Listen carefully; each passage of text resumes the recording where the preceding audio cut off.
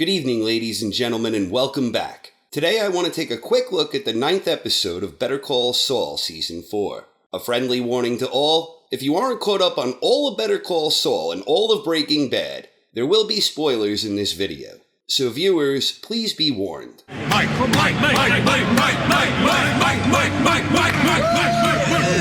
Abend. Things begin with Kim on crutches entering City Hall in Lubbock, Texas. Kim is bullshitting the woman working there, and she asks to compare the new plans with the old in hopes that she doesn't need to refile. The woman gets the plans that are on file, and her and Kim do a comparison. And holy shit, it's Jimmy. He's in on the scam. And Kim is theatrically furious he left an 8-month-old alone in the car. Saul leaves the milk on the officially filed plans, and Kim's victory is now complete. Your milk? What? Well, it just kind of went everywhere. No, Shelly, I can't show this. All right. You're going to give me your copy, and I'll trade them out. No one has to know. Lalo and Nacho visit Hector. Lalo begins communicating with him, and he's easily able to get through to him. Lalo recalls an encounter they had previously at Hotel Tulipan. Nacho watches on as Lalo recalls the experience, and Lalo reveals that he went back to steal the bell, which he then gives to his Uncle Hector.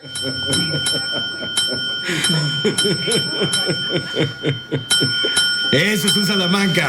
So Hector's got his bell, and Hector is eyeing Nacho something fierce. Lalo sends him away to get some Jell-O, and Hector and Lalo discuss Gustavo Fring, as Nacho watches on from afar, much to the dismay of a suspicious old lady.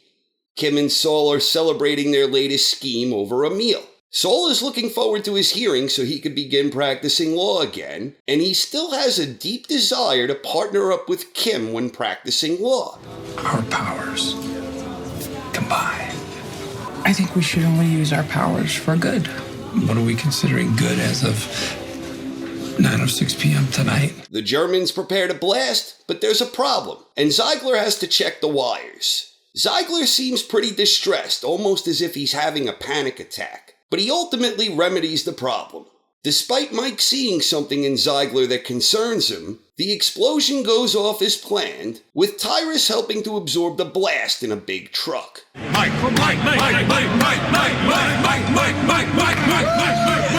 Guten Abend. So the Germans are celebrating and everyone seems happy, even Mike. But Ziegler is sitting in deep thought all by himself. Mike goes over and asks him what's wrong, a couple of Germans are shooting hoops, and Ziegler wants to see his wife and get away for a quick break. This idea doesn't please Mike. You want to see your wife? More than anything. Then finish the job. From the money you've made here, you'll never be away from your wife again. Lyle warns Gus that a suspicious fellow who reminded him of a prior incident is in the dining room. Gus steps into the dining area, and Lalo is all fired up about the tasty chicken.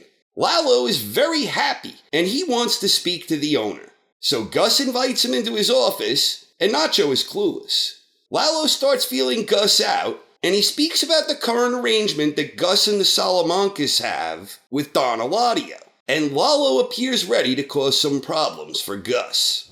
I'm just shitting you. You would be crazy to go up against Eladio. Oh, and I'll be back for that chicken, eh? It's too tasty to stay away from.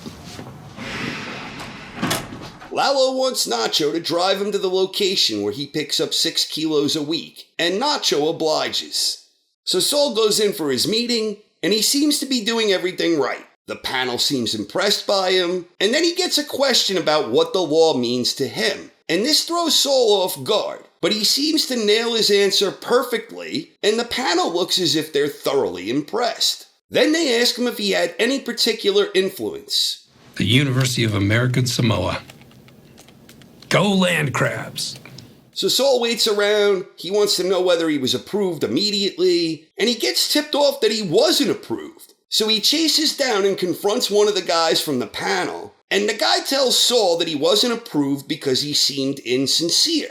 Saul is irate, and he launches his briefcase into a wall, frightening a poor man on the stairs.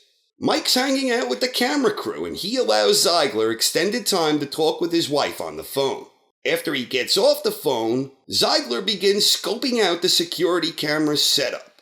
Kim gets a call from Saul and he's all fired up, so she meets him on the parking lot roof. And Saul can't believe that anyone would think of him as being insincere. He explains to Kim that he did everything right. And I nailed it. I talked about the meaning of the law, and I was down to earth, and I was humble, and I was sincere. What did they say when you talked about Chuck? I don't miss Chuck. Chuck was alive, and now he's dead, and that's that. Finito. Life goes on, so sue me. So Kim and Saul get into this big argument where they're each making some good points. Later that night, Saul and Kim are giving each other the silent treatment. Saul admits he blew it, and Kim and him discuss his appeal. You still want to be a lawyer? Yeah. Well, we can start with that. Mike's checking in with the surveillance dudes and he sees something suspicious on one of the camera monitors. Mike is then alarmed over some missing pixels on multiple cameras. They rush into the warehouse, turn on the lights, and Mike moves in. Holy shit, Ziegler's nowhere to be found, but Mike finds a note. They investigate and discover that Ziegler must have used a laser to temporarily incapacitate the cameras. All in all, I thoroughly enjoyed this episode, and I'm definitely looking forward to the season finale. I think we're finally starting to get some real quality payoffs in some of these storylines, chief among them with regards to Ziegler and his team of Germans. Mike was actually outwitted by Ziegler, so Mike will no doubt be put to the test in the finale. Ziegler's behavior was peculiar throughout in this episode. He seemed to have a sort of panic attack of sorts when he was fixing the wires, and he didn't seem all too happy about the successful demolition. Is Ziegler afraid he's going to be killed once the job is finished? Is he suffering from some undisclosed illness? Or is it something else entirely? Or is it really just about missing his wife? The story about his wife sounded feasible, but I think it might have been bullshit.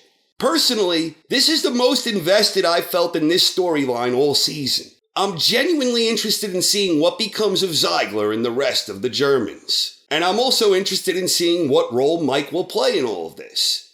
So Gus has a lot of problems on his hands now, because it also looks as if Lalo is fired up to make things difficult for Fring. At the very least, Eduardo will hinder Gus's ability to torment Hector.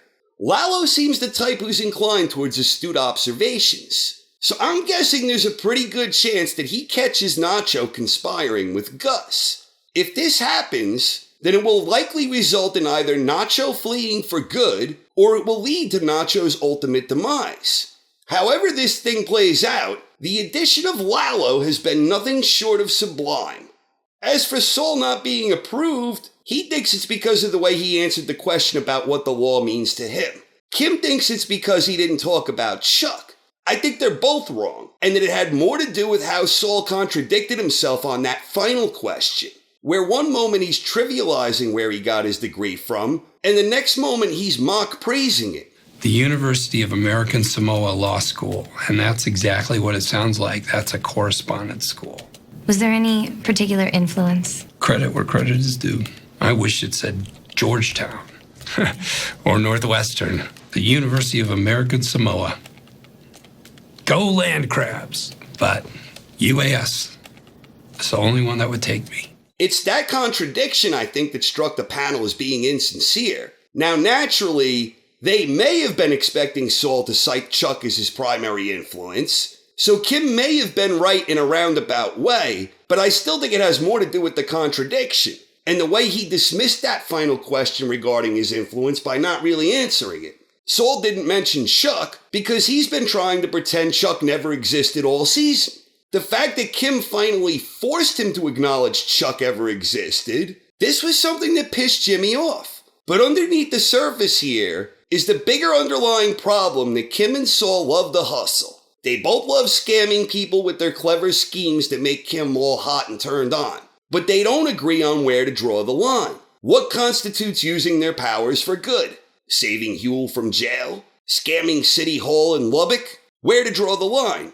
Saul doesn't seem to think there is much of a line, and the line is something that Kim herself cannot clearly define. But at the end of the day, Kim can clearly draw the line on where her partnership with Saul ends. That being that she does not want a professional relationship with him, which is the only thing Saul does seem to want from her. I just told you. You get a little bored with your life, so you come down and roll around in the dirt. Have some fun with slipping Jimmy. Oh, is it fun? So Saul wants all of Kim. Heart, soul, mind, and partner in crime. But Kim drawing the line on not wanting to be professionally involved with Jimmy, that seems to be their main issue from which all others derive. I can't wait to see how the season closes out. Again, I thoroughly enjoyed this episode, which was directed by the man himself, and Gilligan did not disappoint. Until the finale, thank you for watching, everyone. Hope you enjoyed, and have a wonderful night.